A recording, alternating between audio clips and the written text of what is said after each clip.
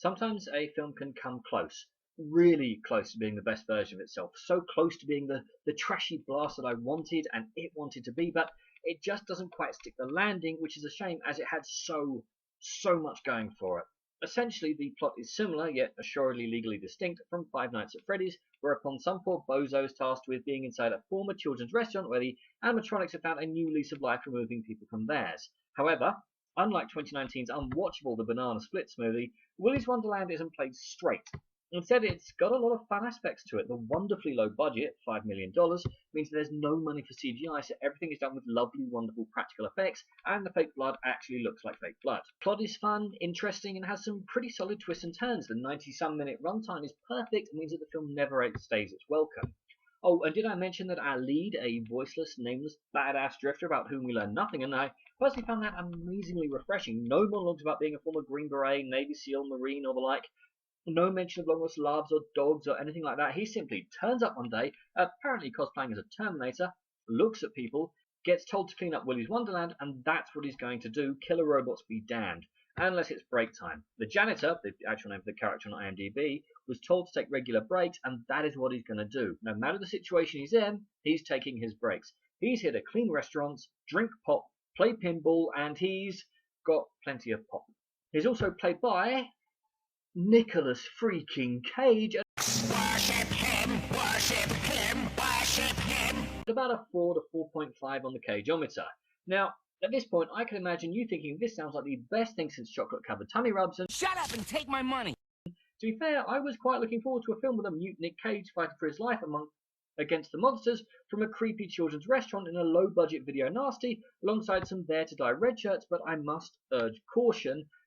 This is not the film it could be. For a start, there are simply too many evil killer animatronics, not a sentence I ever thought I'd say.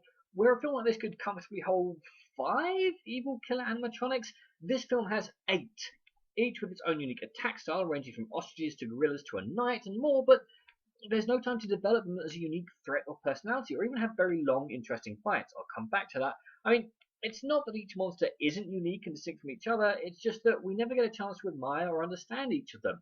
These aren't generic goons like in most films of this type, where the hero can just go through them like a student through free drinks. Each of these has different attack styles, personalities, strengths, and weaknesses, but we never get a chance to understand them or watch the janitor adapt and use the environment to each unique foe, as well as, well, he goes through them like a rugby player through wet tissue paper. I mean, I know that the protagonist is meant to win fights in a film, and I accept that the first fight is meant to be easy so they can understand the threat facing them, but the film never seems to get off of really easy mode. All of which brings me to another issue. The death scenes suck.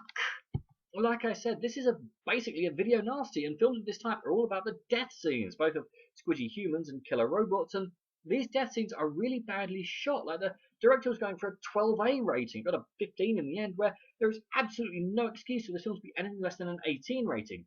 Like I said, by decreasing the number of enemies, then more time could have been spent on things like fight and death scenes, as the budget wouldn't have had to stretch as far. Aside from the main reason for this film existing not being very good, the rest of the film is actually pretty solid. The humours that don't exist to die are interesting, the ones that do are pretty fun.